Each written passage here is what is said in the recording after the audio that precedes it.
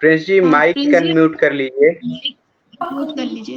Yes जी जी जी मेरा mic unmute है ना जी। नमस्कार, जी जी हम सभी लोग फेसबुक पर लाइव हैं और विद्या भारती पूर्व छात्र परिषद की ओर से हम सभी लोग देखते हैं जैसा कि समय समय पर हम लोग स्वतंत्रता के अमृत महोत्सव पर सफलता की बात पूर्व छात्रों के साथ आयोजित करते हैं।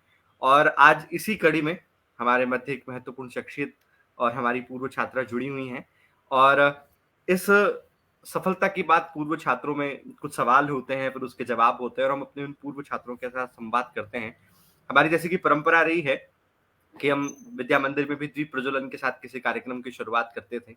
तो भले ही भौतिक रूप से ना सही, लेकिन वर्चुअल रूप से हम दीप प्रज्वलन के साथ आज के इस वर्चुअल संवाद की सफलता की बात पूर्व छात्रों का कुरुत्वं कल्याणम् आरोग्यं धनसम्पदः शुभं कुरुत्वं कल्याणम् आरोग्यं धनसम्पदः शत्रुबुद्धिविनाशाय दीपज्योतिर्नमोऽस्तुते दीपज्योतिर्नमोऽस्तुते शुभं कुरुत्वं कल्याणम् आरोग्यं धनसम्पदः शुभं कुरुत्वं कल्याणम् आरोग्यं धनसम्पदः।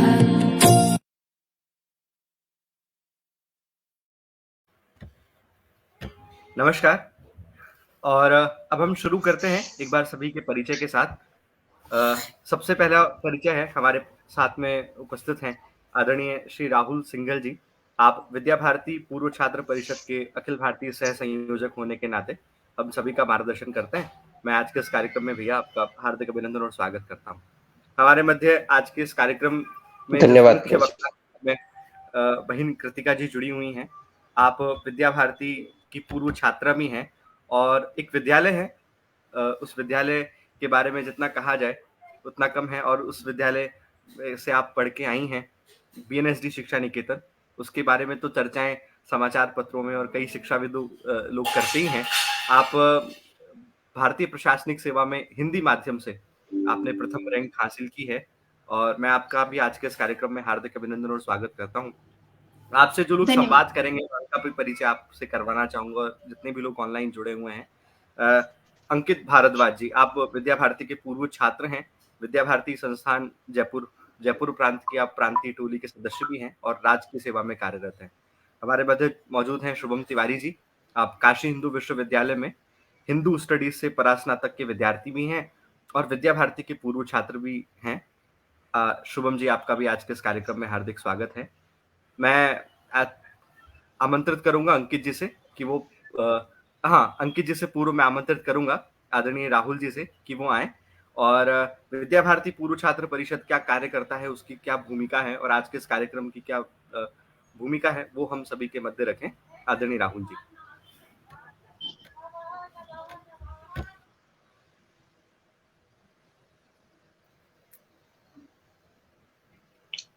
धन्यवाद प्रिंस जी। विद्या भारती पूर्व छात्र परिषद परिवार की ओर से कीर्तिका दीदी का हार्दिक भारती को विद्यालय चलाते हुए एक लंबा कालखंड हो गया है। आज से लगभग 75 वर्ष पूर्व 1952 में विद्या भारती का प्रथम विद्यालय गोरखपुर की पावन धरती पर प्रारंभ हुआ था।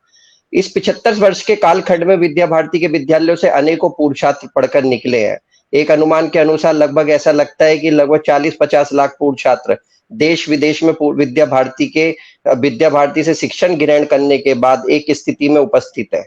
और चाहे संस्कारों की बात हो, चाहे अनुशासन की बात हो, विद्या भारती के पूर्व छात्र अपने व्यवहारों से अलग ही पहचान लिए जाते हैं। इस विद्या भारती पूर्व छात्र परिषद के काम को एक संगठित रूप देने के लिए आज से लगभग 2-3 वर्षों पूर्व एक अखिल भारतीय रचना बनी। उसमें पूर्व छात्र परिषद की एक अखिल भारतीय टोली बनी, हर क्षेत्र हर प्रांत में एक रचना बनी, एक पोर्टल बना जिसपे विद्या भारती के पूर्व छात्र विदेश से, देश से उस पे अपना पंजीकरण कर सकते हैं। और आपको बताते हुए अत्यंत प्रसन्नता हो रही है कि उस पोर्टल पे अब 9,50,000 लगभग पूर्व छात्र पंजीकृत है। 70 देशों से वो पूर्व छात्र पंजीकृत है। उनमें प्रशासनिक सेवा से लेकर केमिकल आईटी के क्षेत्र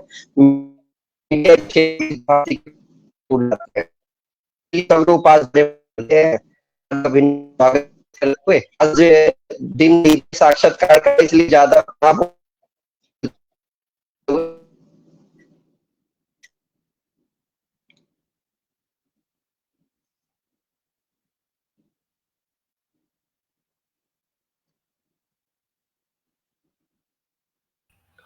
शायद भैया आपका नेटवर्क इशू है।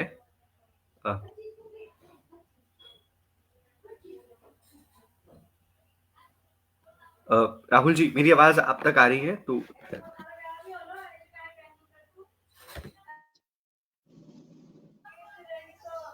ठीक है, हम लोग आगे बढ़ते हैं। अंकित जी, आप प्रश्नों की श्रृंखला शुरू करें। जी अंकित जी।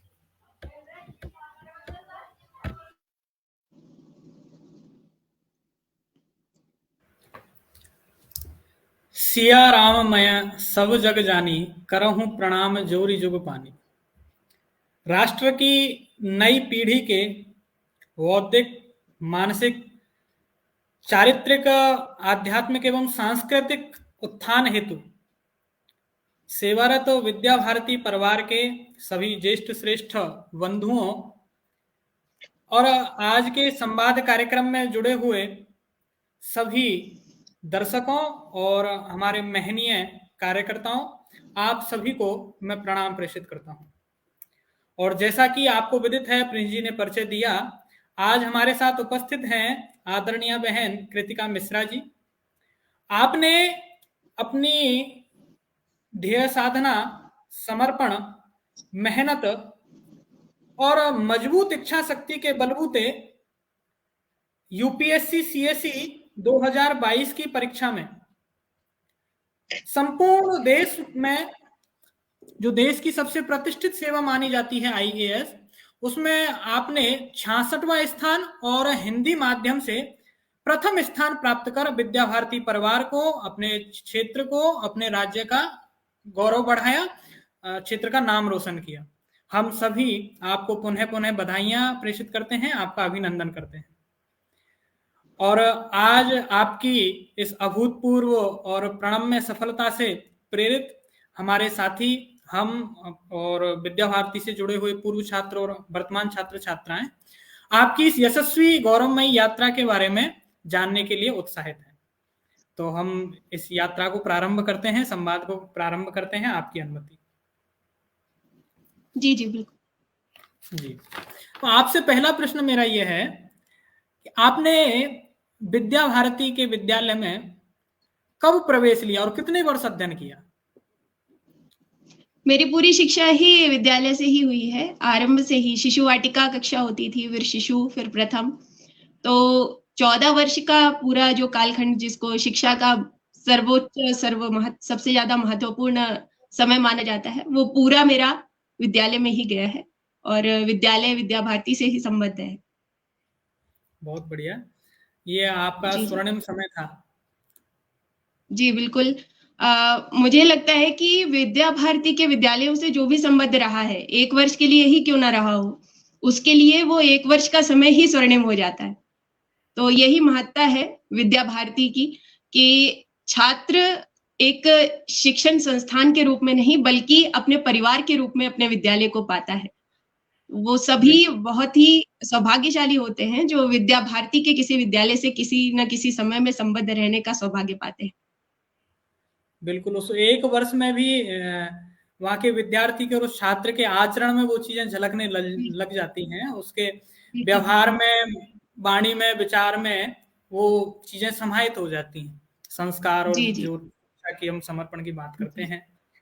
मेरा आपसे दूसरा प्रश्न कि आपने जब विद्या भारती में 14 वर्ष का समय बिताया, वहां अध्ययन किया, तो आपने ऐसा क्या अनुभव किया जो अन्य विद्यालयों से आपको लगता है कि ये अलग था?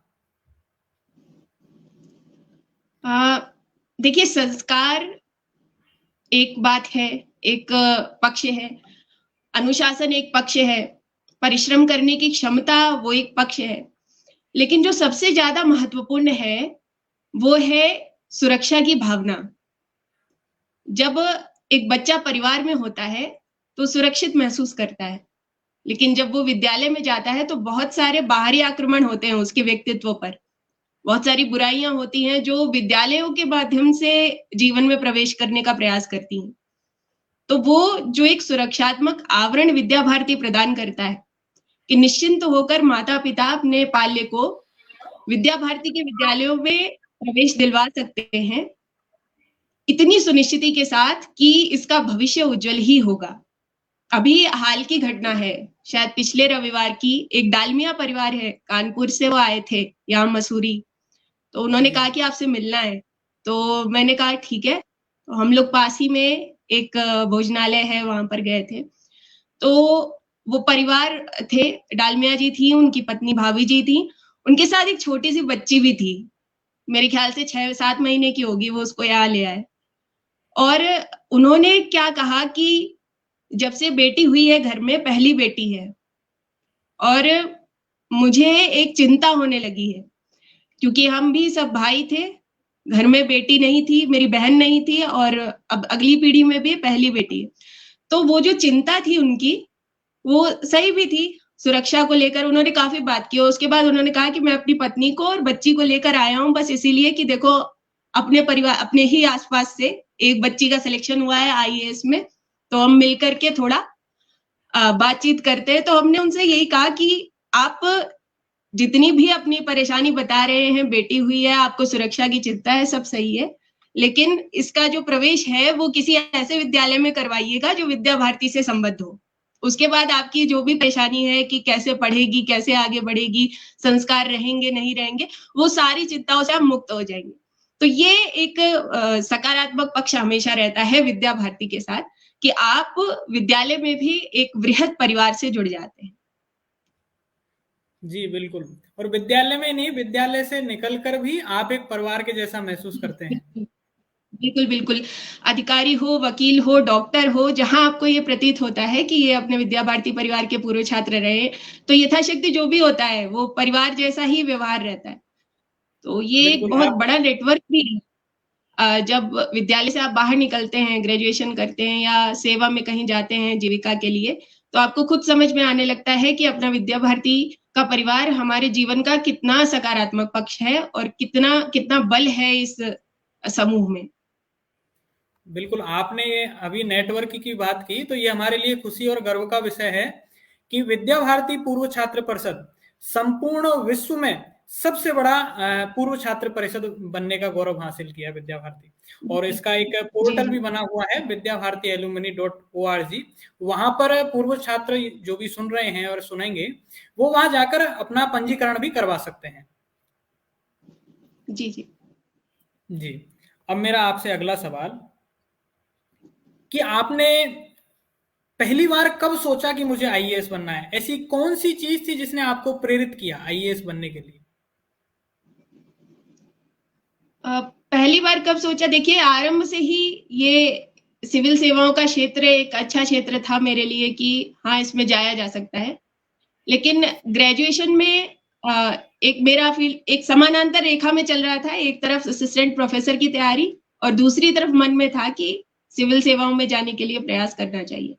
तो कोई एक ऐसा क्षण नहीं है जिसमें निर्णय लिया हो, ये एक लगातार चलने वाली प्रक्रिया थी जिसमें अंततः ये निर्णय हुआ कि नहीं 1 साल लग के तैयारी करके और इस परीक्षा को निकालना है।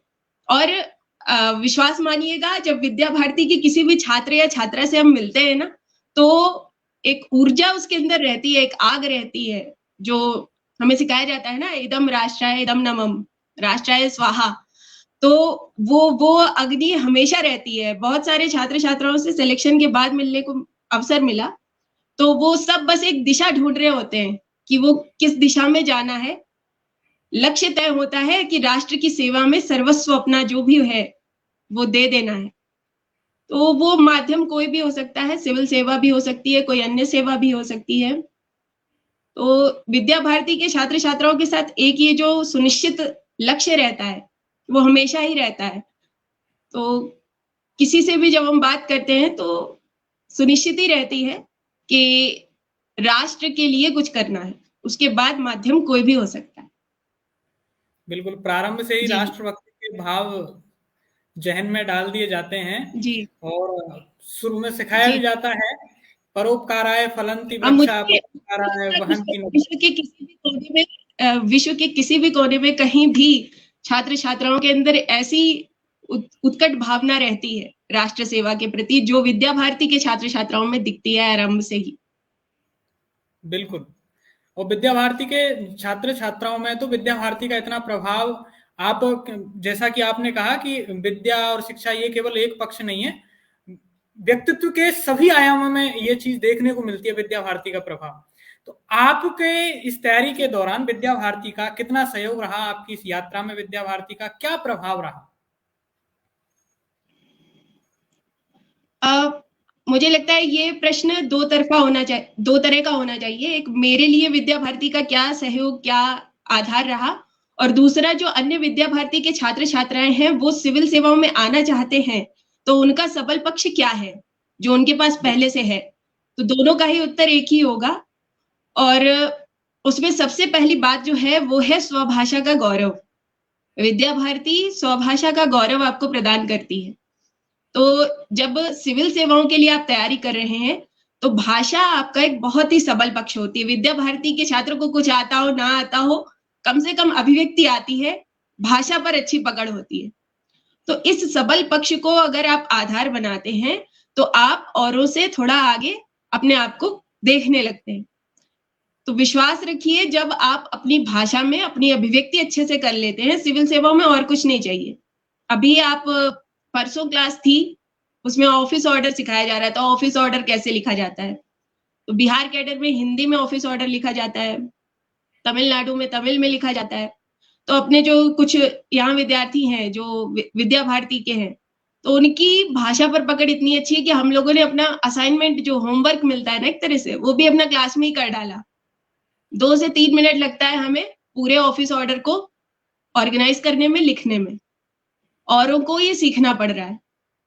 तो भाषा का जो पक्ष है, स्वभाषा का जो पक्ष है, वो बहुत सबल होता है विद्या भारती के छात्र छात्राओं में। मेरे लिए बहुत सबल था।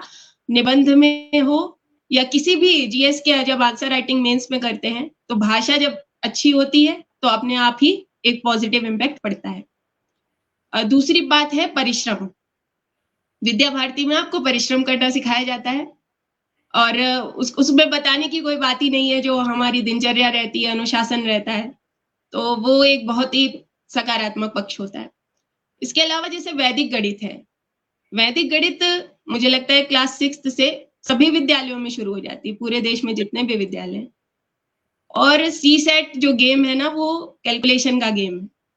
जितनी तीव्रता के साथ आप कैलकुलेशन कर लेते हैं, तो विद्या भारती ही है वो मंच जो वैदिक गणित के माध्यम से आपको सीसेट में एक पॉजिटिव एक एज दिलाती है।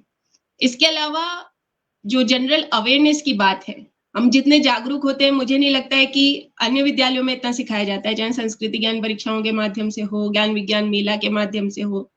वो जो एक अवेयरनेस का पक्ष है, वो मेरे साथ भी था, और मुझे लगता है कि ये सिर्फ मेरी बात नहीं है। विद्या भारती के जो भी पूर्व छात्र होंगे या छात्र छात्राएं जो वर्तमान है, सुन रहे हैं आज इस वार्ता को, तो इतना समझिए कि सिविल सेवाओं का जो मणि है वो विद्या भारती है।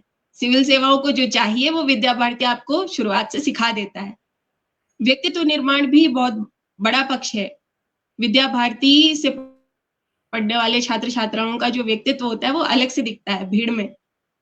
तो जब साक्षात्कार की बात आती है, पर्सनालिटी टेस्ट की, तो उस समय वो अलग से एज आपको दिखेगी। तो ये सब वो पक्ष हैं जो विद्या भारती आपको बचपन से प्रदान करता है, और सिविल सेवाओं विशेष में आने के लिए ये सब आपको बहुत लाभदायक रहेगा। बिल्कुल, आपने सही कहा। विद्यालय में वह सिखाया जाता है कि हम सुबह जगते ही प्रातः स्मरण मंत्र बोलते हैं, और जब विद्यालय में प्रवेश करते हैं तो देरी को छूते हैं। तो शुरू से एक दूसरों का सम्मान करना, श्रद्धा भाव, अनुशासन, समर्पण, सेवा कार्य हम शुरू से करते ही रहते हैं वहाँ। और आपने जो कहा कि व्यक्तित्व के सभी पक्षों का वहाँ निर्माण होता है, और जिस छात्र में जिस तरह की प्रतिभा है, जिस तरह की क्षमताएं हैं, उनको निखारा जाता है, उनका परिमार्जित किया जाता है उनको। और अलग अलग तरह के छात्रों के लिए अलग अलग तरह की व्यवस्थाएं, संस्कृति ज्ञान परीक्षा हुई, वैदिक गणित, भारत को जानो प्रतियोगिता, प्रश्न मंच, विज्ञान मेला और खेलकूद प्रतियोगिताएं, गायन, वादन, नृत्य प्रतियोगिताएं, तो इससे व्यक्तित्व के सभी आयामों का निर्माण होता चला जाता है। और यही कारण है कि विद्या भारती का छात्र कहीं भी हो पूरे विश्व में अपनी एक अलग प्रतिष्ठा स्थापित कर लेता है, वो भीड़ में एक अलग झलकता है। आपने सही कहा, अभी 17 नवंबर को राजस्थान में RAS भर्ती का रिजल्ट आया। उसमें मेरे एक मित्र हैं, हमारे शासन सचिवालय में ही मुख्यमंत्री कार्यालय में कार्यरत हैं, विकास शर्मा जी। मेरा उनसे परिचय था, लेकिन इतना कोई अधिक परिचय नहीं था। उनकी 34वां स्थान प्राप्त किया उन्होंने इस परीक्षा में। मैंने जब उनसे रिजल्ट के बाद में मिला तो मैंने एकाएक उनसे पूछा, मैंने कहा आप विद्या भारती के पूर्व छात्र लगते हैं कि हाँ बिल्कुल, मैं गंगानगर से पढ़ा हूँ विद्या। तो ये आपने जो कहा कि विद्या भारती का छात्र अलग दिखता है उसके संस्कारों से, उसके अनुशासन से। जी जी बिल्कुल जी। अब मेरा अगला प्रश्न कि आपके विद्यालय में 14 वर्ष आपने बिताए, वहां अध्ययन किया, ऐसी कुछ दो एक रोचक घटनाएं जिनको आपको बताते हुए, याद करते हुए आनंद की अनुभूति होती है, अथवा उनसे आपने कुछ विशेष सीखा हो, ऐसी कुछ रोचक घटनाओं का आप जिक्र करें। ये मेरा तो हर दिन ही रोचक होता था विद्यालय में। जब सुबह मतलब जाने का समय होता था कि एक नए उत्साह के साथ प्रतिदिन विद्यालय जाना एक बड़ी बात होती है किसी भी छात्र छात्रा के लिए। और विद्यालय में वो माहौल था कि हर दिन एक नया उत्साह होता था। और मेरे लिए सबसे बड़ी बात ये होती थी कि शायद ही कभी ऐसा हुआ होगा कि महीने भर क्लास में पूरे दिन रह करके पढ़ाई की हो।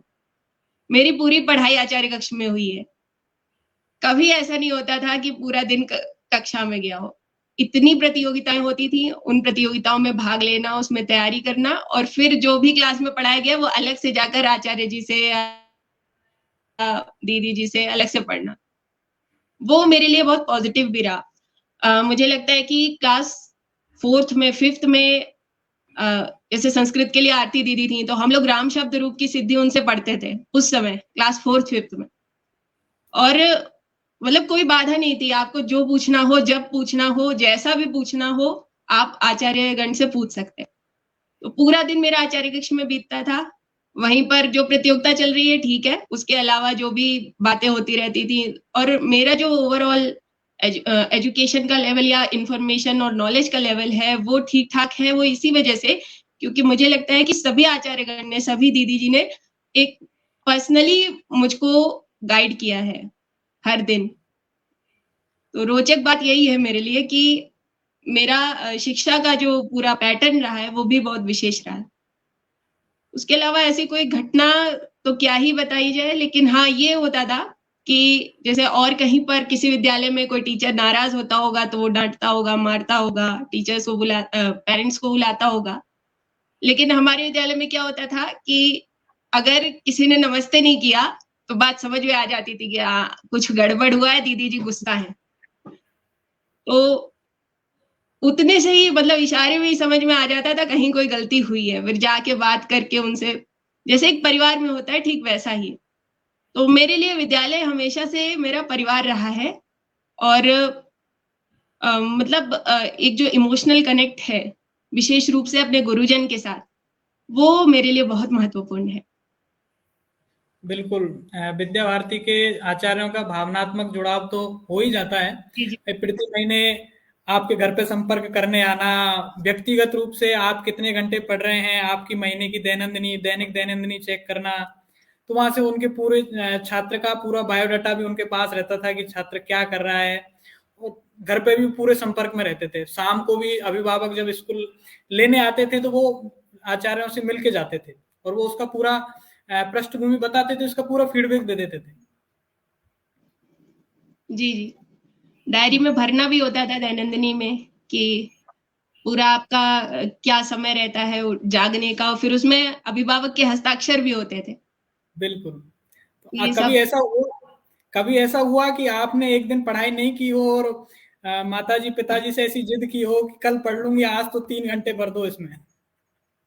नहीं ऐसा नहीं हुआ है, क्योंकि घर पे भी मेरा जैसे हॉस्टल में जो छात्रावास रहता है विद्यालय का, वहां जैसी दिनचर्या रहती थी लगभग वैसी ही मेरे घर में भी फॉलो होती थी। और मेरे साथ विशेष ये रहता था कि मेरे पास ना पढ़ने का बहाना ही नहीं होता था, क्योंकि मेरे स्कूल में क्या होता था, LW होता था, RW होता था, CW होता था, SW होता था। Learning work, revision work, class work, homework. और क्योंकि हम क्लास में रहते नहीं थे तो ये चारों चीजें घर पे ही करनी होती थी, तो वो बहाना होता ही नहीं था कि पढ़ना नहीं है। 3 घंटे 4 घंटे पढ़ना तो है ही। बिल्कुल। जी तो और आपसे एक अगला प्रश्न मेरा, जी आपने हाँ। आईएएस की परीक्षा में 66वां स्थान प्राप्त किया और आप हिंदी माध्यम से टॉपर रही। तो ये हिंदी माध्यम के छात्रों के लिए तो आशा की दृष्टि से आपकी तरफ देख रहे हैं, क्योंकि विगत कई वर्षों बाद ऐसा हिंदी का परिणाम रहा यूपीएससी का।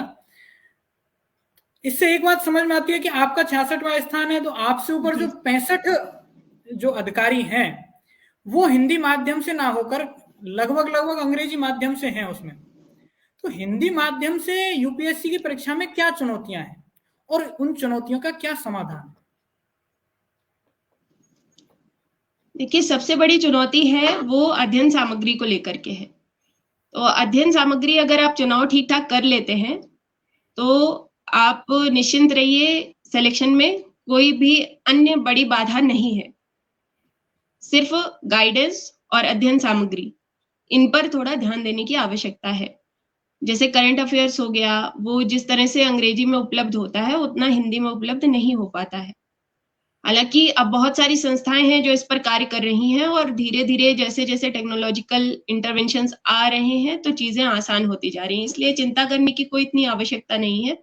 खुद पर विश्वास रखिए, अपनी भाषा पर विश्वास रखिए, अपनी अभिव्यक्ति पर विश्वास रखिए और आराम से ये परीक्षा दीजिए। विशेष रूप से विद्या भारती के छात्र-छात्राएं, उनकी हिंदी इतनी मजबूत होती है कि मुझे नहीं लगता उनको अंग्रेजी माध्यम की तरफ स्विच करने की कोई आवश्यकता है। आप बिना डरे, बेखौफ अपनी हिंदी का, मानक हिंदी का अच्छे से अच्छा प्रयोग करके उत्तरों को लिखिए।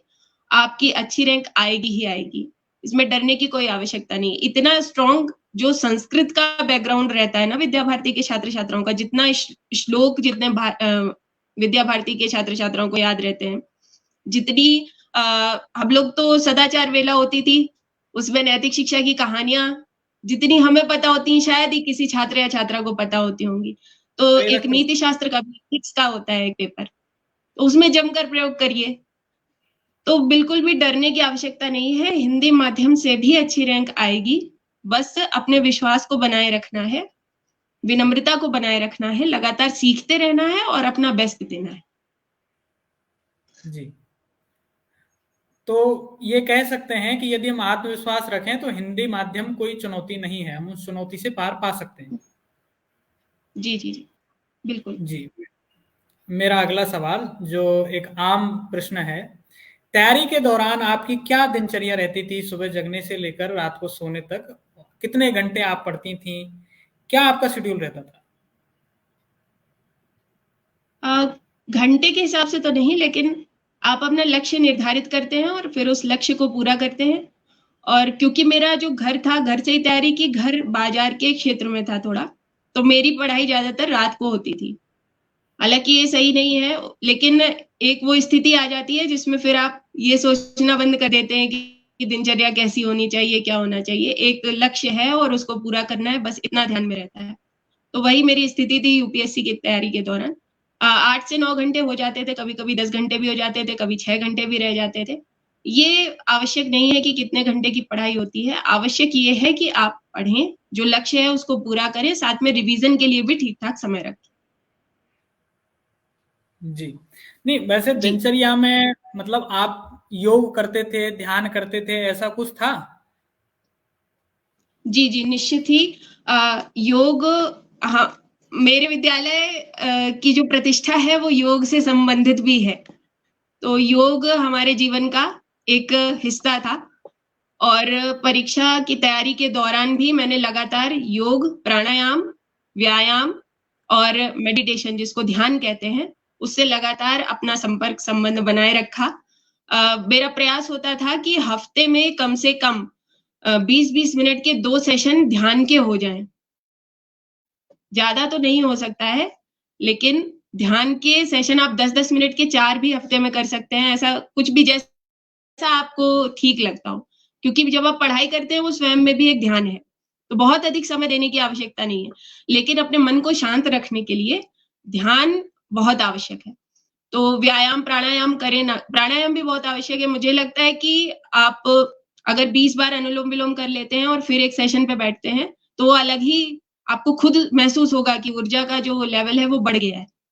तो प्राणायाम, ध्यान, व्यायाम इसको अपनी दिनचर्या में हमेशा रखना है। साथ में जो भोजन ले रहे हैं, उसको भी थोड़ा ध्यान में रखना है कि ज़्यादा गरिष्ठ भोजन नहीं होना चाहिए। और विद्या भारती में ये सब हम सीखे हुए होते हैं, उसमें कुछ नया सीखने की ज़रूरत नहीं है। फल, सब्जियाँ, ताज़ी सब्जियाँ, वो सब कुछ भोजन में रखना है। नॉन-वेज से अगर थोड़ा दूर रहना चाहें तो अच्छी बात है। तो शाकाहारी शुद्ध ऊर्जावान जो अपना भोजन है उसको ग्रहण करते हैं।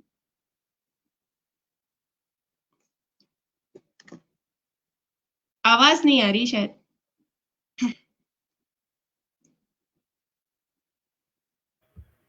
बिल्कुल, सात्विक भोजन और सात्विक चर्या होनी चाहिए। और कहा भी गया है जी, कि जी, जी। जैसा खाओ अन्न वैसा होए मन, और जैसा पियो पानी वैसी होए वाणी। और बिल्कुल। योग ध्यान से, जैसा आज की एक प्रमुख समस्या है कि चिंता, तनाव, भय, निराशा, उसका भी काफी हद तक निराकरण हो जाता है इससे, ऐसा माना जा सकता है। जी, जी। बिल्कुल। जी। अच्छा, विद्यालय में कई प्रकार की सह शैक्षणिक गतिविधियां होती थी, वैसे आपने बताया। आप आपकी विशेष रुचि किन गतिविधियों में थी? आप कहाँ-कहाँ भाग लेती थी विशेषतः?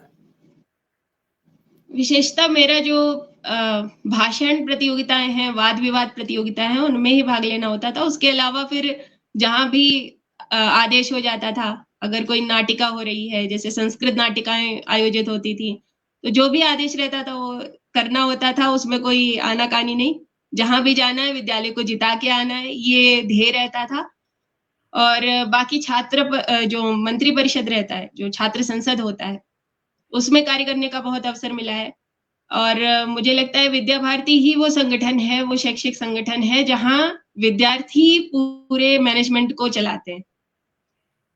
कोई बाहरी हस्तक्षेप नहीं होता और गुरुजन का भी इतना हस्तक्षेप नहीं होता है और पूरी ज़िम्मेदारी छात्र-छात्राओं को दी जाती है। तो आगे चल कर के कार्य किस तरह से जीवन में सुचारू रूप से संपन्न करने हैं, उसकी ट्रेनिंग आपको विद्या भारती आरंभ से ही देने लगता है। तो कुछ वैसा ही मेरा भी शिक्षण सह गतिविधियाँ होती थी। बिल्कुल, विद्या भारती में जी। पढ़कर छात्र में ये तो होता ही है कि नेतृत्व कौशल, प्रबंधन कौशल और एक सुनियोजित रणनीति के तहत काम कैसे अंजाम तक पहुंचाना है, ये बहुत अच्छे से सीख जाता है। स्वावलंबी जी, बन जी। जाता है वहां का छात्र। बिल्कुल, बिल्कुल। जी। निश्चित एक रूप मेरा से। अगला प्रश्न, हाँ, आपने कहीं से कोचिंग भी ली इस परीक्षा के लिए?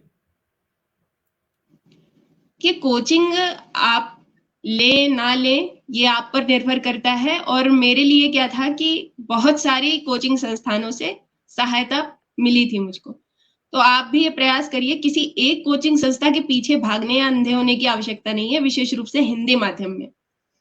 और कोचिंग के बिना आप अगर तैयारी करते हैं तो कठिन हो जाता है। मतलब ये कोचिंग क्लास लेने की बात नहीं है, कोचिंग का मटेरियल भी आप यूज़ कर रहे हैं। कोचिंग कई बार फ्री प्लेटफ़ॉर्म्स पे बहुत कुछ उपलब्ध कराया जाता है, तो उसका आप प्रयोग कर रहे हैं। तो इस तरह से कोचिंग की सहायता मैंने भी ली थी और मुझे लगता है सबको लेनी चाहिए।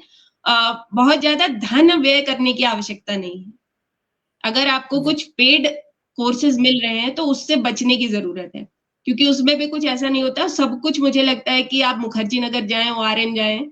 मेरा तो बहुत समय ओआरएन में और मुखर्जी नगर में सारी दुकानों में जो फोटोस्टेट की शॉप्स होती हैं, उनमें बीता है। सुबह से लेके शाम तक बस टहलना और चीज़ों को समझना, वहाँ से फिर चीज़ें खरीदना। तो कोचिंग्स का इस तरह से प्रयोग करते हैं तो ज़्यादा अच्छा है। इंस्टेड ऑफ आप जा रहे हैं और किसी एक कोचिंग में पूरा 3 साल के लिए, 2 साल के लिए पैकेज ले रहे हैं, तो वो सब करने की ज़रूरत नहीं। जी। मैं समझता हूँ, मैंने आपके कई वीडियोज़ भी देखे, इंटरव्यू देखे, तो आपका ये शायद द्वितीय प्रयास था यूपीएससी के लिए। जी, जी। जी। तो क्या आपको इस प्रयास में पूरा भरोसा था कि इस बार अच्छी रैंक मिल जाएगी? हाँ, इस बार भरोसा था कि सिलेक्शन होना है, और मतलब मेरा मन था कह रहा था कि ठीक ठाक रैंक आ जानी चाहिए। आईएएस या आईपीएस का मेरा थोड़ा लग रहा था कि हो जाना चाहिए, जी। क्योंकि इस बार अच्छा प्रयास किया था, इस बार पूरी ताकत लगाई थी। आपके प्रयास तो दिख भी रहे हैं, आपकी संकल्प शक्ति। आपने प्रथम प्रयास में भी प्री और मेंस 2 चरण पार करके, और प्रथम प्रयास में ही आपने इंटरव्यू कॉल हो गया था। जी जी जी। तो जी, इंटरव्यू आईएएस की कॉल तैयारी, हुआ था, इंटरव्यू दी। जी, आईएएस की तैयारी के दौरान ऐसा होता है कि श्योरिटी नहीं रहती, निश्चितता नहीं है कि आपका हो या ना हो। तो जैसे और छात्र जो तैयारी कर रहे हैं, क्या उनको प्लान भी तैयार करना चाहिए इस तैयारी के साथ साथ? देखिए, ये तैयारी निश्चित रूप से बहुत अनिश्चित है। आप कभी नहीं कह सकते कि हाँ, मेरा सिलेक्शन होना ही है। बहुत सारे मेरे ऐसे मित्र हैं जो बहुत अच्छे रहे, मेरिटोरियस रहे हैं, लेकिन इस परीक्षा को पास नहीं कर पाए हैं। और मेरे लिए भी ये गुरुजन का, मेरे माता-पिता का और थोड़ा मेरे भाग्य का साथ था कि ये परीक्षा उत्तीर्ण हो गई। क्योंकि एक पूरे वर्ष की ये परीक्षा प्रक्रिया है, और बहुत सारे फैक्टर्स होते हैं, सिर्फ आपकी मानसिक क्षमता, आपकी बौद्धिक क्षमता पर ये निर्भर नहीं करता है। बहुत सारे अन्य फैक्टर्स भी होते हैं, और कई बार ईश्वर का कोई और प्लान भी होता है आपके लिए कि आप इस परीक्षा को पास नहीं कर पाते। तो प्लान बी हमेशा आपके साथ होना चाहिए। मेरे साथ भी था। एक समानांतर असिस्टेंट प्रोफेसर की मेरी तैयारी चल रही थी, उसके लिए जेआरएफ और फिर जो पीएचडी वगैरह है वो सब। तो एक प्लान भी हमेशा तैयार रखिए, और मुझे लगता है कि जिनके लिए ये वार्ता आज हो रही है, विद्या भारती के छात्र-छात्राएँ, उनके पास ये दुविधा तो कभी होती नहीं है कि उन्हें करना क्या है। कोई ना कोई, क्योंकि इतनी क्षमता है कि कोई ना कोई रास्ता निकल ही आएगा कि जिसके माध्यम से आप जीविका का निर्वहन भी कर लेंगे। और इतना तो विश्वास मुझे भी है, और मुझे लग रहा है सबको होना चाहिए कि अगर आपके पास इतना अच्छा बैकग्राउंड है, तो फिर कोई चिंता करने की आवश्यकता नहीं है। दूसरी बात क्या है कि ये एक सतत प्रक्रिया है, यूपीएससी की परीक्षा की प्रक्रिया, और इसमें धैर्य की आवश्यकता भी बहुत होती है। अभी जैसे ये मसूरी है, यहाँ ट्रेनिंग चल रही है, तो यहाँ पर हमारे 2-3 भवन है, कर्मशिला है, एक ज्ञानशिला है, और फिर बहुत सारे हॉस्टल्स हैं, जैसे मोनेस्ट्री है, सिल्वरवुड है, गंगा, महानदी, नर्मदा। तो ऐसा लगता है जैसे एक-एक पहाड़ी पर एक-एक बिल्डिंग को बनाया गया है। तो सुबह से लेके शाम तक हम लोगों का जो सबसे थकाऊ काम होता है, वो होता है एक पहाड़ी से नीचे उतरना, दूसरी में चढ़ना, दूसरी से उतरना, फिर मेस के लिए तीसरी पहाड़ी पे चढ़ना। ऐसा कुछ ये एकेडमी का पूरा स्ट्रक्चर है। लेकिन ये जो चढ़ना-उतरना है ना, इसमें एक बात सीखने को मिली है कि जब आप ऊपर की ओर चढ़ रहे होते हैं, तो पहली बात आपको अपना सर थोड़ा आगे की ओर झुकाना होता है, थोड़ा-सा आगे झुकना होता है, और बहुत धीमे-धीमे ऊपर चढ़ना होता है। तो फिर जितनी भी लंबी चढ़ाई हो, आप आसानी से चढ़ जाते हैं। यही यूपीएससी की परीक्षा में भी है। अपने आप को थोड़ा विनम्र रखना है, अहंकार से दूर रहना है, और बहुत झुक करके धीमे-धीमे धैर्य के साथ आगे बढ़ना है, तो कितनी भी बड़ी चढ़ाई हो, पार कर जाओगे। और जब आपको सामने से कोई आता हुआ दिख रहा होता है, सर बिल्कुल तना हुआ है, तेज़ी से चलता चला आ रहा है, तो मतलब वो नीचे जा रहा है। तो जिस दिन वो अहंकार आ जाता है, धैर्य खत्म हो जाता है, तेज़ी से भागने लगते हो, तो इतना मान लो कि फिर वो पतन शुरू हो गया है। तो यूपीएससी की परीक्षा में भी ये ध्यान रखना है कि धैर्य के साथ निरंतर आगे बढ़ते रहना है, बहुत विनम्रता के साथ आगे बढ़ते रहना है। हो सकता है कि आपके घर में कोई ऐसा हो जो शायद सफाई के लिए आ रहा हो, उससे भी आप कुछ सीख लो। तो यूपीएससी की परीक्षा आपको धैर्य, विनम्रता, सादगी, ये सब कुछ सिखा देती है, और अ, मेरे लिए है कि परीक्षा में सिलेक्शन के बाद भी इन सबको अपने साथ बनाए रखना है। बिल्कुल, ये तो है ही। धैर्य, विनम्रता और सादगी आपके व्यक्तित्व में भी दिख रही है, और कृतिका जी का तो कृतित्व ये सारी चीज़ें बता ही रहा है हमारे लिए। अब मैं और प्रश्न पूछूंगा, उससे पहले मैं चाहता हूँ शुभम जी के भी कुछ प्रश्न हैं, जिज्ञासाएं हैं, आप प्रश्न पूछें, आमंत्रित जी। करता हूँ। प्रणाम। बड़ा बड़ी अच्छी चर्चा और बड़ी सार्थक चर्चा चल रही है हम लोगों के मध्य। कैसे हो? दीदी बढ़िया सब, आप सबकी शुभकामनाएं हैं। यहीं बीएचयू में हूँ, छात्रावास में बैठा हूँ। और तो दीदी होता क्या है कि अक्सर कोई भी तैयारी हो यूपीएससी का आपने किया और ईश्वर की कृपा और बाढ़े पूत पिता के धर्म में और बहुत सारी चीजें हैं जो एक साथ जब जुड़ती हैं, बहुत कई पुण्य फल हैं जो सुकृत हैं, वो जब फलीभूत होते हैं तभी ऐसी सफलताएं मिल पाती हैं निश्चित रूप से। लेकिन दीदी तैयारी के समय जब हम लोग ये देखते हैं तो वही फिर कि चंचलम ही मनः कृष्ण प्रमाथि बलभद्रम तस्याहम निग्रहम मन्ने वायु सुदुष्करम, जो अर्जुन का प्रश्न कृष्ण से होता है कि दीदी वो कंटिन्यू नहीं हो पाता है, वो सातत्य नहीं बना रह पाता है कि ठंडी आई तो है कि कंबल में नींद अच्छी आती है, गर्मी है तो कहा कि दोपहर के भोजन के बाद नींद अच्छी आती है। तो सातत्य कैसे बने, क्या हो एक छात्र का, कैसे इसमें इस यहाँ पे मन कैसे हटाया जाए इन सब चीजों से? तो उत्तर तो तुम जानते हो भगवान श्री कृष्ण ने क्या दिया है, वो हम सब जानते हैं। अभ्यास और वैराग्य, ये दो चीजें हैं जिनको साथ में रखना है। एक प्रैक्टिकल अगर बात की जाए तो सही बात है, ठंड होती है तो रजाई मन करता है कि सो लिया जाए थोड़ा। लेकिन जैसे मेरी जब तैयारी चल रही थी तो कभी भी रूम में एसी नहीं चलाया जब तक पढ़ाई की है। 3 साल लगभग मेरे गए हैं इस पूरी तैयारी में, और कभी भी ऐसा रूम लिया ही नहीं, कभी कहीं बाहर भी लेना हुआ जिसमें एसी लगा हो, और घर में भी जहाँ एसी था वहां पर पढ़ाई नहीं की, क्योंकि एसी चलता है तो नींद आती। तो इस तरह का वो जो स्वयं को नियंत्रण में रखना, जिसको वैराग्य भी कहा जाता है, तो जब आप अभ्यास लगातार कर रहे हैं और वैराग्य के द्वारा स्वयं पर नियंत्रण रखे हुए हैं, तो ये दो चीजें जब मिलती हैं तो वो निग्रह हो जाता है, जिसको कहा जाता है, और प्रतिष्ठित प्रज्ञा की प्राप्ति वो सुनिश्चित होती। तो ये दो चीजें अपने साथ रखो, अभ्यास को लगातार करते रहो। अभ्यास एक तलवार है जिसमें धार आती है जब बार बार उसको घिसा जाता है। अभ्यास, वैराग्य, इंद्रिय निग्रह। हाँ। दूसरे प्रश्न में पूछूंगा, विद्यालय से जुड़ा प्रश्न है। विद्या भारती का अपना विद्यालय रहा और बचपन से, चूंकि आप तो 14 वर्ष, जो एक त्रेता में था कि राम का वनवास वो समय त्रेता में 14 वर्ष का रहता है, द्वापर में 13 वर्ष का आता है, कलयुग में 12 ही वर्ष, लेकिन फिर भी आपने त्रेता वाला पालन किया जो 14 वर्ष का लगभग विद्यालय में समय रहा।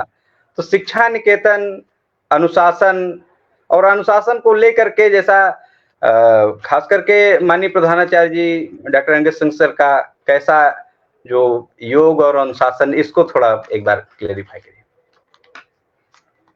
सबसे पहले तो प्रधानाचार्य जी को यहाँ से ही मेरा प्रणाम, क्योंकि वास्तव में शिक्षा निकेतन के छात्र छात्राओं के लिए जो एक श्रद्धा के केंद्र हैं, वो उन्होंने स्वयं के जीवन द्वारा, अपने कृतित्व द्वारा, और फिर हम सबको जो भी सिखाया है वो हमारे जीवन में, मुझे लगता है, जीवन भर साथ चलने वाली चीजें हैं। देखो, जहां भी जब बचपन से ही जो वनवास की तुमने बात की, भगवान श्री राम भी भगवान बने हैं क्योंकि वो वनवास उन्होंने पूरा किया। कभी कोई महलों में रह करके, बड़े बड़े कॉलेजेस में, बड़े बड़े 5 स्टार स्कूल्स हैं, वहां रह करके वो चीज प्राप्त नहीं कर पाता है जो हमने इस 14 वर्ष के वनवास में या तुमने कुछ समय में प्राप्त किया। तो वो जो आवाज का तो हमारी घिसाई होती है ना, वही हमें, क्या कुछ नेटवर्क इशू हो रहा है? हाँ, अभी सही है जी। हाँ, तो सबसे महत्वपूर्ण बात यह है कि आप विद्या भारती के किसी भी विद्यालय में जब पढ़ रहे हैं तो जो कुछ भी आपको सिखाया जा रहा है उसको जीवन भर अपने साथ कैसे बनाए रखना है, इसकी निरंतरता को हमें पक्का करना चाहिए। और जैसे योग है अपना, 1 घंटे का योग का होता था सेशन, जी। और वो योग आज भी मेरे लिए लाभप्रद है कि कहीं से कुछ सीखने की आवश्यकता नहीं है। वो पता है कि कौन-कौन से आसन, व्यायाम और प्राणायाम करने हैं। कब तबीयत खराब है तो किस तरह का प्राणायाम करना है तो सहायता मिलेगी, कब जुकाम है तो क्या करना है तो सहायता मिलेगी। कब थोड़ा लग रहा है कि टेंशन ज़्यादा हो रही है तो क्या करना है, कौन से बंध प्रयोग करने हैं, कौन-सा भस्त्रिका कब करना है, कपालभाति कब करना है। तो ये सब जो सिखाया गया है ना, ये लाइफ स्किल्स होती हैं। और जी। विद्यालय से जो सीखा वो मुझे लग रहा है हमेशा मेरे लिए सकारात्मक पक्ष रहेगा। अनुशासन की भी जहाँ तक बात की जाए तो औरों के लिए बहुत कठिन हो जाता है कि मंडे को अगर वो आ रहे हैं क्लासेस लेने, तो उनको कहीं न कहीं वो प्रमाद हो जाता है कि अब सैटरडे, संडे मज़े किए हैं, मंडे को कैसे क्लास की जाए। और हमारे लिए होता है कि संडे होता ही नहीं है, संडे को भी काम करना है, हम पीछे नहीं हटेंगे। तो ये जो चीज़ें शिक्षा निकेतन में सिखाई गई हैं, प्रधानाचार्य जी के मार्गदर्शन में सीखी हैं, तो निश्चित रूप से ये मेरे जीवन में, तुम्हारे जीवन में, सभी छात्र-छात्राओं के जीवन में ये सकारात्मक ही रहेंगी। दीदी एक प्रश्न और है कि जब खास करके विद्यालय में अपने यहाँ सोमवार को साप्ताहिक परीक्षा का नियम था और कभी सोमवार को छुट्टी हो गई या किसी कारण से नहीं हुआ और मंगलवार को हो जाती थी परीक्षा, तब कैसा आपने महसूस किया? एक प्रश्न ये है, जैसा कि एक छात्र, और दूसरा प्रश्न ये है जी कि सेवा कार्य और बुद्धिमान जो अपने यहाँ कुर्सी रहती थी, कभी आपको भी मिली या कैसा इसके विषय में महसूस किया? देखो, जो परीक्षाएँ होती थी, साप्ताहिक परीक्षाएँ, उससे डर बहुत लगता था। क्योंकि प्रथम मासिक, द्वितीय मासिक परीक्षाएँ जैसी होती थी, ठीक है, लेकिन ये जो साप्ताहिक वाली होती थी, तो कभी-कभी ऐसा होता था कि जो पढ़ाया गया सप्ताह भर कवर नहीं हो पाता था, तो कई बार प्रदर्शन खराब भी हो जाता था। तो साप्ताहिक परीक्षाओं में मुझे लगता है कि प्रथम मासिक, द्वितीय मासिक, अर्धवार्षिक या वार्षिक परीक्षाओं से भी ज़्यादा डर लगता था। तो मेरा तो ये हाल था साप्ताहिक परीक्षा में, और मेरा बहुत अच्छा प्रदर्शन भी नहीं रहता था, क्योंकि आप महीने भर का कवर कर सकते हो, फिर एक साथ परीक्षा दे सकते हो, लेकिन हर हफ्ते उतनी कंटिन्यूटी नहीं बनती थी। तो वो दुखद समय था, मंगलवार को हो जाए तो और दुःख होता था, तो उसमें कोई अलग बात नहीं है, जो सबको महसूस होता था, वही मेरा भी हाल था। उसके अलावा जहाँ तक सेवा कार्य की बात है, तो सेवा कार्य मिला है एक बार। बाकी जो सामूहिक सेवा कार्य होता था, जैसे कभी विशाल कक्ष की सफाई करनी, तो वो तो सामूहिक होता था, उसमें कुछ नहीं, लेकिन हाँ, वो जो सजा के रूप में मिलता है, वो एक बार मिला है। क्लास 7th की बात है, और जो हमारे रिक्शा चालक थे, वो उस दिन नहीं पहुँचा पाए सही समय पर, तो त्रिपाठी जी ने नाम नोट कर लिया था और चावल बिनने पड़े थे। तो सेवा कार्य एक बार किया है सजा के रूप में, और बुद्धिमान कुर्सी तो कभी नहीं मिली, लेकिन बुद्धिमान कुर्सी एक अच्छा कांसेप्ट है। इसलिए नहीं कि मिली नहीं, इसलिए अच्छा है, लेकिन जब आप ये समझो ना कि अच्छा ये समझो ना कि कौन सा ऐसा विद्यालय है जहाँ एक छात्र के ऊपर इतना ध्यान दिया जाता है। मतलब आप एक छात्र को एक तो चुन रहे हैं, फिर उसको अलग बैठाल रहे हैं, और फिर हर जो भी अध्यापक आ रहे हैं कक्षा में, और इवन जो भी छात्र भी हैं, इतना ध्यान दे रहे हैं उसके ऊपर। तो ये बात वही है ना कि हर छात्र पर ध्यान है विद्यालय का, वो कंसेप्ट है ये बुद्धिमान कुर्सी का। हालांकि बुरा तो लगता है, उस समय बुरा लगा भी होगा अगर बैठने को मिला होगा, लेकिन उसके बाद समझ में आता है कि हाँ, तुम और किसी विद्यालय में अगर पढ़े होते, तुम कुछ भी कर रहे हो, उन्हें कोई मतलब नहीं, तुम फीस जमा कर रहे हो, ठीक है, तुम्हारे माता पिता का शोषण हो रहा है, बाकी तुम कुछ करो ना करो सब बराबर है, लेकिन यहाँ हर विद्यार्थी का।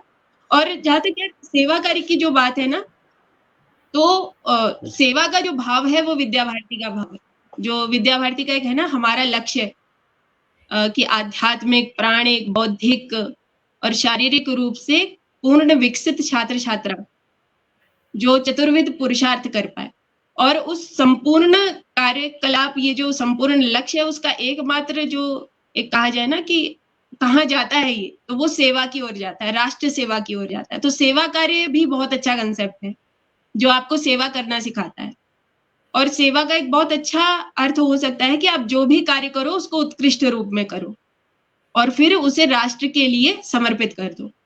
जैसे तिलक जी ने एक बार अपने पुत्र को पत्र लिखा था, जिसमें उन्होंने लिखा था कि अगर तुम जूते सीने का काम भी करते हो तो वो इतनी उत्कृष्टता के साथ करो कि वो भी सेवा बन जाए। तो वो जो सेवा भाव है कि इतनी उत्कृष्टता से कार्य को किया जाए और फिर राष्ट्र के लिए उसे स्वाहा कर दिया जाए, समर्पित कर दिया जाए, वो सेवा भाव मुझे लगता है कि हम सभी विद्यार्थियों में रहता है और जीवन पर्यंत रहता है। बस मार्ग ढूंढने की बात होती है कि वो मार्ग एक तय हो जाए और उस मार्ग के माध्यम से अपनी ये सेवा जो है वो निरंतर हम लोग प्रदान करते रहें। दीदी एक प्रश्न और था कि एक इंटरव्यू में आपके मैंने सुना कि जब हम लोग हिंदी में कोई भी शब्द लिखते हैं जब, तो उसके ऊपर जो एक रेखा बनाते पाई, हम लोग अभी तक तो मैं यही समझता था कि एक पाई खींच देते हैं।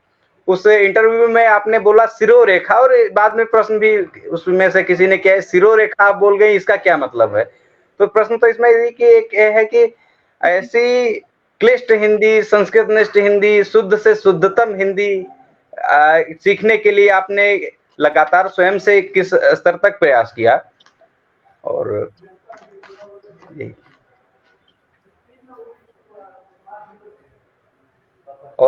एक इसी में कि जब आप छात्र संसद में प्रधानमंत्री भी रही और न्यायाधीश भी रही, तो जब न्यायाधीश की जगह पर बैठ करके जो आप निर्णय दे रही होती थी, तो क्या फीलिंग आती थी कि हाँ मैं वही सुप्रीम कोर्ट, हाई कोर्ट के न्यायाधीश वाली, या कैसा, इसको कैसा मुझे किस हिसाब की सजा देनी है, कैसा निर्णय देना है?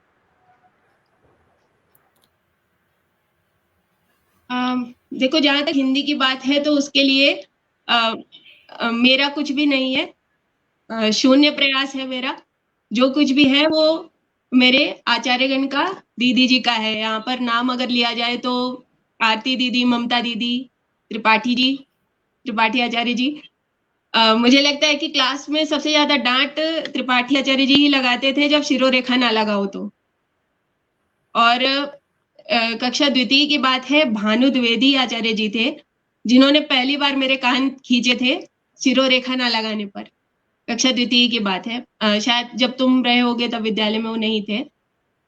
तो ये हिंदी की मेरी जो भी हाँ, तो हिंदी कभी सीखने के लिए मेरा प्रयास कोई है तो वो बहुत ही छोटा होगा, तुच्छ होगा।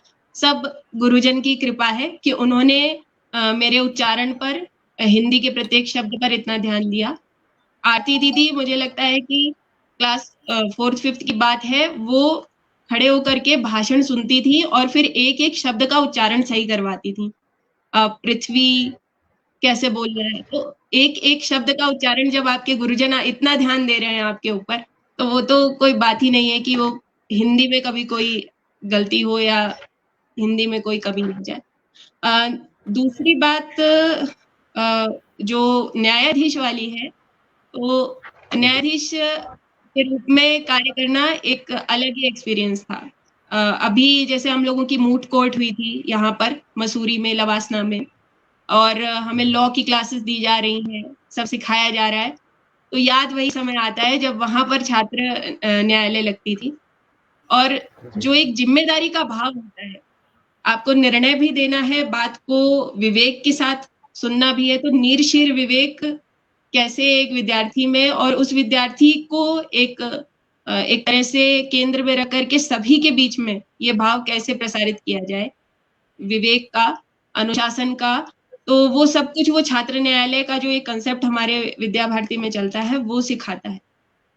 तो छात्र ने ऐसा नहीं लगता था कि ये हाई कोर्ट या सुप्रीम कोर्ट के न्यायाधीश के रूप में कार्य हो रहा है, लेकिन हाँ, एक जिम्मेदारी का भाव जरूर आता था। और मुझे लगता है कि जो छोटी क्लास के छात्र छात्राएं होते होंगे उस समय, उनके मन में भी आता होगा, और यही इसका लक्ष्य भी है कि सभी के मन में आए कि कभी वो भी न्यायाधीश के रूप में कार्य करें।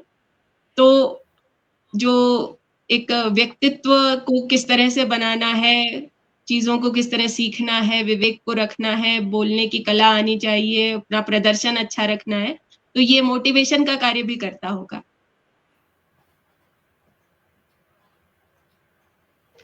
बिल्कुल दीदी, बहुत बहुत धन्यवाद दीदी। और एक निवेदन है और चर्चा हमारी बड़ी सार्थक रही कि भविष्य में भी हिंदी माध्यम और जो अन्य माध्यम से भी जो भी अपने छात्र हैं, पूर्व छात्र हैं, अन्य छात्र हैं, किस प्रकार से तैयारी कर रहे हैं, उनके लिए समय समय पर आपका मार्गदर्शन पूरी तरह से प्राप्त होता रहे, एक ऐसा अनुरोध भी है। धन्यवाद दीदी, प्रणाम।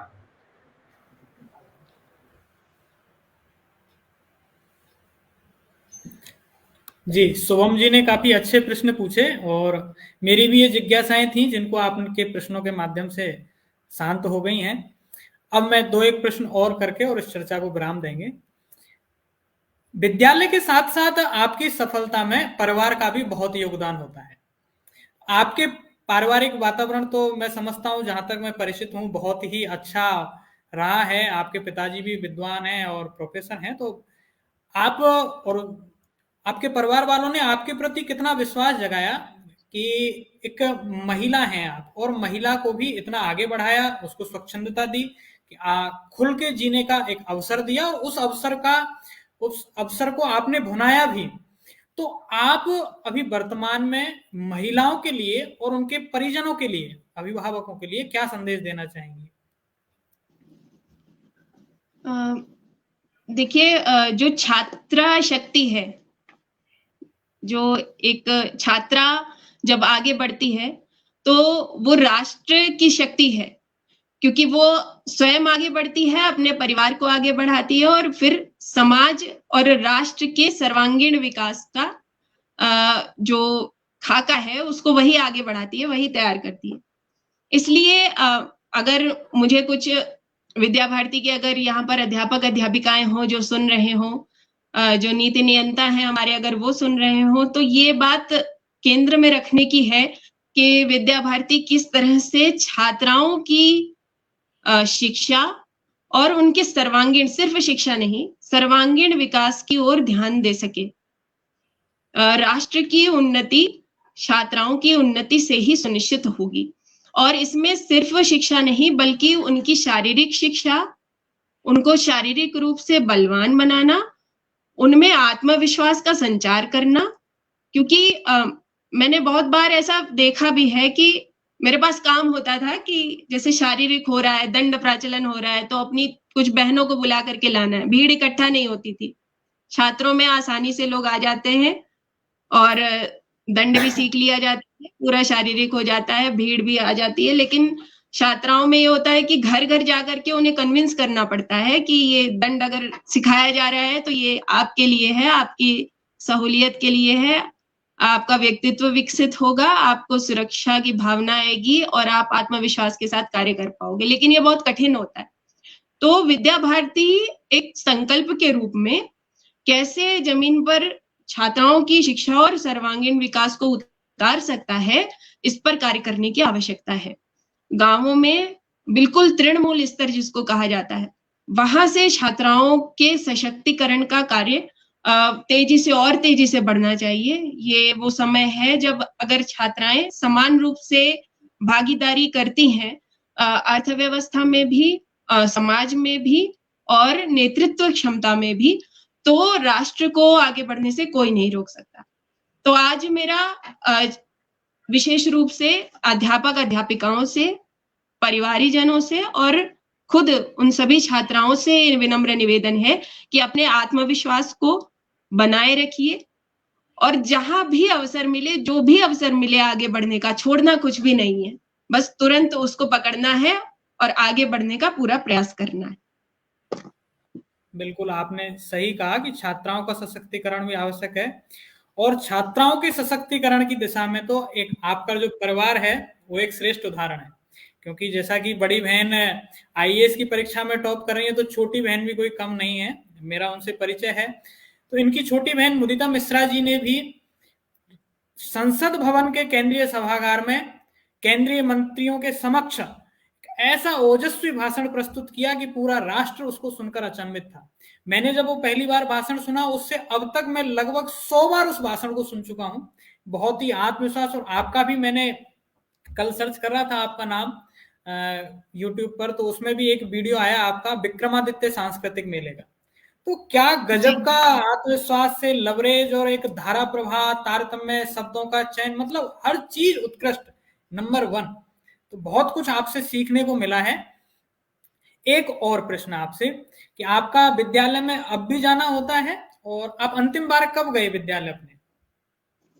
हाँ, सिलेक्शन के बाद विद्यालय की ओर से आमंत्रण था, तो सभी गुरुजन से मिलना हुआ। और वैसे विद्यालय जाना उतना नहीं हो पाता है, लेकिन सभी गुरुजन से जो एक पर्सनल कांटेक्ट है वो मेरे लिए ज्यादा इम्पोर्टेंट है।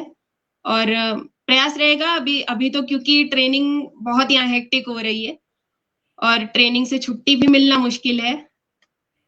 लेकिन जैसे ही मौका मिलता है तो कानपुर जाने पर फिर से विद्यालय जाकर के सभी से मिलना होगा। बाकी उन सबका आशीर्वाद मेरे साथ है, ये मेरा विश्वास है, और यही विश्वास सबसे ज्यादा महत्वपूर्ण है। कुछ भी हो जाए, कितनी भी कठिन परिस्थिति आ जाए, एक परिवार है जो मेरे साथ हमेशा खड़ा रहेगा, और वो मेरा आचार्य कुल और मेरे सभी जो पूर्व छात्र छात्राएं हैं वो है। बिल्कुल, ये परिवार की तरह तो हमेशा खड़े हैं, और विद्या भारती के आचार्य तो गुरु और शिष्य की श्रेष्ठ परंपरा को संपोषित और संवर्धित कर रहे हैं।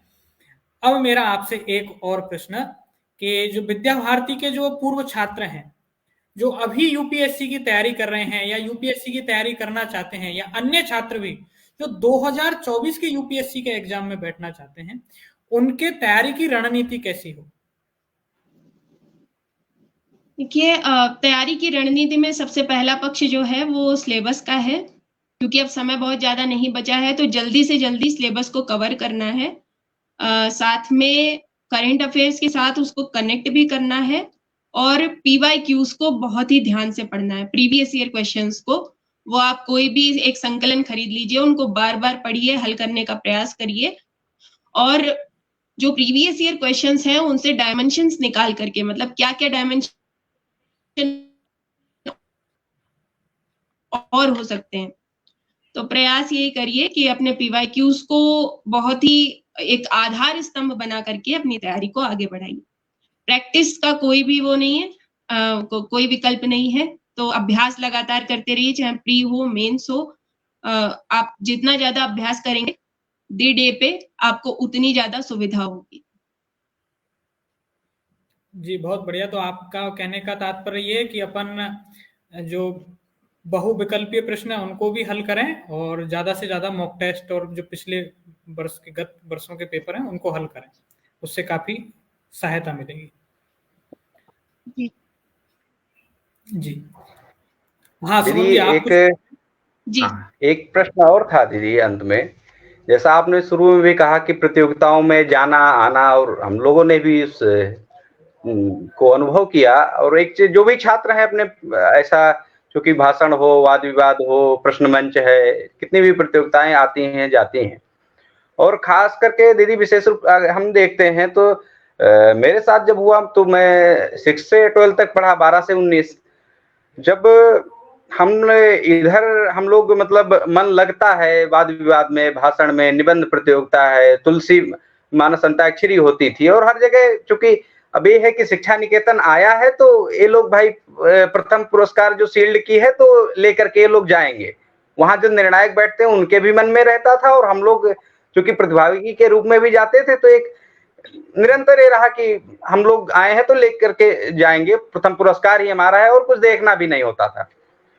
लेकिन इसका एक जो अब चूंकि मन हमारा इधर रहता था, हमने जो अपने से अनुभव किया कि धीरे धीरे साइंस और मैथ से वैराग्य की स्थिति आ गई। ऐसा नहीं कि वो ठीक है, सब्जेक्ट अच्छा है, लेकिन अपना खुद का वैराग्य हो गया।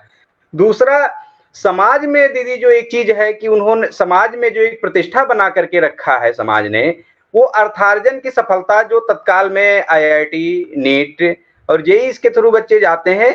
अब अन्य रूप में वो चाहे किसी कंपनी की नौकरी है, जो भी है एक निश्चित अमाउंट में वो पे करते हैं, या वहाँ कितना हेक्टिक हो रहा है, उसके बाद में डिप्रेस्ड होते हैं लोगों, बहुत सारी उसके ड्रॉबैक मिलते हैं।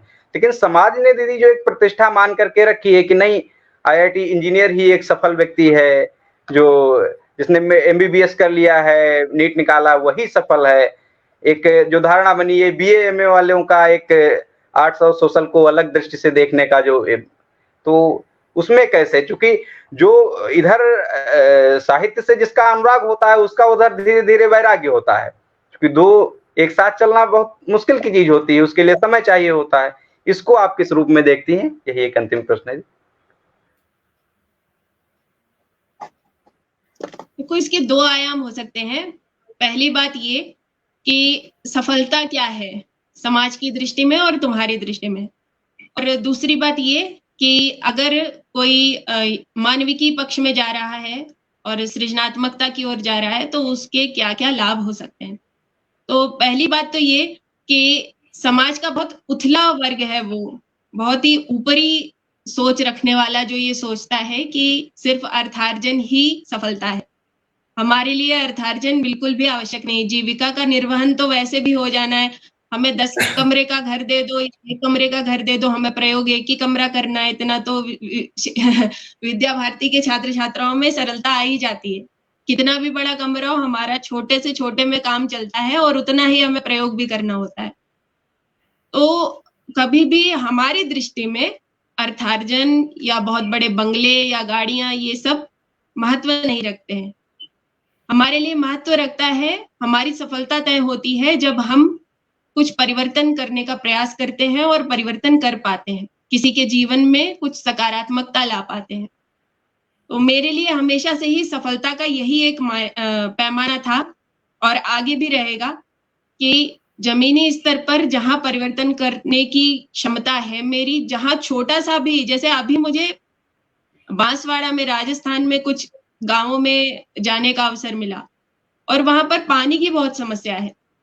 हमने थोड़ा प्रयास किया कि एक विद्यालय में पाइपलाइन बिछ जाए और उसके बाद वहां की छात्राओं के मुख पर जो वो हंसी थी ना, उसके आगे सब फेल है। 25 करोड़ का पैकेज हो, 35 करोड़ का हो, 100 करोड़ का पैकेज हो, सब फेल है। तो जब जमीनी स्तर पर काम करने का और वो हंसी जो जब जिस समय वो कहते हैं ना कि धन्यवाद, तो वो जो संतुष्टि होती है, और मुझे लगता है कि समाज का जो वर्ग है, जो प्रबुद्ध है, उसके लिए वही महत्वपूर्ण है। बाकी वैसे तो पशु भी जीवित रह लेते हैं, लेकिन एक दूसरे की सहायता करते हुए, एक दूसरे को आगे बढ़ाते हुए जब आगे बढ़ते हैं तो वही वास्तविक सफलता होती है, और यही सफलता का पैमाना हमें अपने सामने रखना चाहिए। दूसरी बात, जहां तक मानवीय के विषय की बात है, तो सही बात है, मेरा भी मैथ साइंस सबसे वैराग्य हो गया था। अभी भी पढ़ने का मन नहीं करता है। कई बार लगता है कि बहुत ज्यादा ये वस्तुनिष्ठ जैसा विषय है, ये क्या ही हो रहा है, मतलब समझ नहीं आता है। जब तक कोई सृजनात्मक बात ना हो, जब तक कहीं साहित्य का थोड़ा पुट ना आए, तब तक नींद आने लगती। तो ये सबका अपना अपना एक तरह से कहा जाए रुझान भी होता है। किसी का रुझान विज्ञान की ओर हो सकता है, हमारा रुझान मानविकी की ओर है, साहित्य की ओर है, सृजनात्मकता की ओर है। और विज्ञान सिर्फ एक माध्यम है। जो भी उन्नति है वो सृजनात्मकता के माध्यम से ही होती है, ये अटल सत्य है। तो जब विज्ञान भी आगे बढ़ता है और सृजनात्मकता को अगर धारण नहीं करता है तो वो एक लकीर जैसी हो जाती है, उसी पे बार बार चलने जैसा हो जाता है। कुछ नया करना है, नवाचारी करना है, तो सृजनात्मकता को, मानविकी को, मानव के उत्थान को, समाज को केंद्र में लाना ही पड़ता है। तो विज्ञान एक माध्यम है और मानविकी, साहित्य और सृजनात्मकता अंत है, जिसको माध्यम बना करके विज्ञान को हमें आगे बढ़ना है और नवाचारी प्रयोगों के द्वारा समाज के उत्थान का कार्य करना है। तो इसलिए ये कभी नहीं कहा जा सकता कि विज्ञान ऊपर है या मानविकी ऊपर है। जिस तरफ भी रुझान हो उसमें अपना सर्वोच्च देने का प्रयास करना चाहिए। बिल्कुल, तात्पर्य ये कि आत्मसंतुष्टि सेवा से ही मिलेगी। और जैसा आपने अभी कहा, सृजनात्मकता के साथ आगे बढ़ें, तो आपका तो सृजनात्मक पक्ष भी काफी सबल है, मजबूत है। और मुझे जहां तक जानकारी है कि आप भाषण के साथ साथ आपका काव्य कौशल, लेखन कौशल और साहित्यिक समझ भी बहुत अच्छी है। तो मैं अंतिम रूप से आपकी कुछ प्रेरणादायक पंक्तियां जो आपने लिखी हो या फिर आपको बहुत प्रिय हो, ऐसी कुछ पंक्तियों के साथ हमारे पूर्व छात्र परिषदों, पूर्व छात्रों के विद्या भारती के प्रति क्या दायित्व होने चाहिए और आप पूर्व छात्रों के लिए क्या संदेश देना चाहेंगी, इस चीज पर प्रकाश डालें। पूर्व छात्रों के लिए मेरा कोई ऐसा संदेश नहीं है, लेकिन हाँ, बचपन में जो सबसे पहली चीज हमें सिखाई जाती है और दिनचर्या में भी पहली चीज होती है कि अपने दोनों हाथ जोड़ करके कराग्रे वस्ते लक्ष्मी कर मध्य सरस्वती कर मूले तु गोविंदा प्रभाते कर दर्शनम। ये पहली सीख होती है। मुझे लगता है कि बहुत ही आरंभ से, बचपन से ही हमें सिखा दिया जाता है, प्रातः स्मरण करना है, अपने हाथों को देखना है। तो जो भी आज पूर्व छात्र या वर्तमान छात्र छात्राएं मुझको सुन रहे हैं, वो जब भी प्रातः स्मरण करते हैं, अपने हाथों का सुबह दर्शन करते हैं, तो मन में ये विचार भी लाएं कि ये दो हाथ ही हैं जो सब कुछ करने में सक्षम है। कहीं बाहर नहीं जाना है, किसी अन्य देवी देवता से याचना नहीं करनी है। सभी देवी देवताएं इन्हीं दो हाथों में निवास करते हैं, माता सरस्वती भी, माता लक्ष्मी भी और गोविंद भी। तो एक संकल्प और साथ में दृढ़ निश्चय कि इन दो हाथों के माध्यम से राष्ट्र निर्माण का जो भी कार्य हम कर सकते हैं उसे पूर्ण करेंगे। और जिस दिन केवल मान लो विद्या भारती के ही इस परिवार ने इतना सोच लिया, तो राष्ट्र उन्नति कई गुना आगे की ओर बढ़ जाएगी। तो अपना सर्वोच्च जो भी हम दे सकते हैं वो राष्ट्र के लिए, राष्ट्राय स्वाहा के भाव से हमें करना है। और जहां भी हो सके, जो जैसे नेटवर्किंग की बात की गई, विद्या भारती के छात्र छात्राएं जहां भी हैं, एक दूसरे का पूर्ण सहयोग करें और यथाशक्ति अगर कोई लक्ष्य लेकर कहीं कोई कार्य हो रहा है तो वहां जो भी योगदान हो सकता है उसको सुनिश्चित करें। इसके अलावा आपका और कोई प्रश्न था? आपकी कुछ प्रेरणादायक पंक्तियां काव्य की? पंक्तियां एक संकल्प नाम से मेरी कविता थी। मुझे लगता है वही यहाँ इस समय के लिए यथोचित है कि हम भारत के कर्णधार हैं, सजग शक्ति कहलाएं, इस अतुल्य भारत को फिर से जग का गुरु बनाएं, अरुणिम सूर्य उदित हो फिर से नई दिशा दिखलाएं, इस हेतु समन्वित भारत हो आओ संकल्प उठाएं, श्रम का चंदन आरुण वंदन अर्पित कर दें तन मन धन, भारत माँ के भव्य भाल पर विजयी तिलक लगाएं, आओ संकल्प उठाएं। वाह, मतलब इन पंक्तियों में भी आपकी राष्ट्रभक्ति देखी जा सकती है। तो हमें ये पूरा भरोसा है कि आप एक आदर्श अधिकारी के रूप में स्थापित होंगी और आप जैसे आदर्श, महनीय और नवीन प्रतिमान स्थापित करने वाले अधिकारियों की इस देश को, इस राष्ट्र को महती आवश्यकता भी है। तो आज हमारी काफी सार्थक वार्ता रही और इस पूरे संवाद का यदि मैं सार रूप से कहूं तो सार यही निकलता है कि हम विद्या भारती के छात्र हैं, हमारे कुछ दायित्व निश्चित होने चाहिए और जो हमने विद्या भारती से कुछ सीखा है, विद्या भारती के अनुशासन से, वहां के संस्कारों से, सभ्यता, तो उसको आगे भी फैलाएं, दूसरों तक प्रसारित करें, प्रचारित करें। और जो हमारे संकल्प हैं उन संकल्पों को, उन परंपराओं को पुष्ट करने के लिए हमसे जो भी बन पड़े, अपने मजबूत इरादों के साथ अपन उस कार्य को अंजाम दें। और जैसा आपने ये भी कहा कि हमें व्यक्तित्व के सभी आयामों पर ध्यान देना चाहिए। हर व्यक्ति नौकरी नहीं कर सकता, हर व्यक्ति IAS नहीं बन सकता। हमारे व्यक्तित्व में अतुल और विपुल सामर्थ्य का भंडार है, ऐसे गुण हम में भरे पड़े हैं। तो उन क्षमताओं को, उन प्रतिभाओं को, उन गुणों को निखारें, उनका विकास करें, अपने कौशल का विकास करें। हमें नेतृत्व कौशल है तो उसका विकास करें, उस क्षेत्र में आगे बढ़ें। तो निश्चित ही जो हमारे जीवन की सार्थकता है, सकारता है, वो सुनिश्चित हो पाएगी। और हमारे इन सब कार्यों में राष्ट्र सर्वोपरि की धारणा सबसे ऊपर होनी चाहिए। तो राष्ट्र को लेकर हम कार्य करेंगे तो निश्चित ही हम बहुत कुछ अच्छा हासिल करेंगे। आप कृतिका दीदी, प्रिंस तिवारी जी, सोहम तिवारी भैया, राहुल जी सिंगल, आप इस कार्यक्रम से जुड़े, अपना अमूल्य समय निकाला आपने। इतने दर्शक जो हमें देख रहे हैं, आपने भी अपना अमूल्य समय दिया, हम आपके बहुत बहुत आभारी हैं। और दीदी आपको ये शुभकामनाएं कि आप लोग का आलोक बने। और अभी तो मुट्ठी भर जमीन नापी है, आसमां नापना बाकी है। तो आप सफलता के प्रकर्ष पर पहुंचे, ऐसी हमारी पुनः पुनः आपको स्वस्ति कामनाएं। और बहुत आज गौरव का अनुभव हुआ और बहुत खुशी का अनुभव हुआ कि आप जैसे पूर्व छात्र हमसे जुड़े हुए हैं एक परिवार के रूप में। तो बहुत बहुत धन्यवाद आप सभी का पुनः पुनः। आपको भी बहुत बहुत साधुवाद धन्यवाद। अंकित भैया, ये बहुत आपने वार्ता आयोजित करवाई। जी धन्यवाद। जी बहुत बहुत धन्यवाद आप सभी का, और जितने भी लोग आज के इस कार्यक्रम को ऑनलाइन सुन रहे थे फेसबुक लाइव के माध्यम से, उन सभी का बहुत बहुत आभार। हमारे मध्य विद्या भारती के पूर्व छात्र परिषद के अखिल भारतीय सह संयोजक आदरणीय राहुल जी जुड़े थे, उनका भी बहुत बहुत आभार। और किसी ने बहुत सुंदर एक पंक्ति कमेंट बॉक्स में लिखी है कि पूर्ण विजय संकल्प हमारा, अनथक अविरल साधना, निष्दिन प्रतिफल पलती आई, राष्ट्र धर्म आराधना। और इन्हीं पंक्तियों के साथ आज के इस ऑनलाइन संवाद कार्यक्रम का हम लोग यही समापन करते हैं। बहुत बहुत धन्यवाद। जय श्री राम।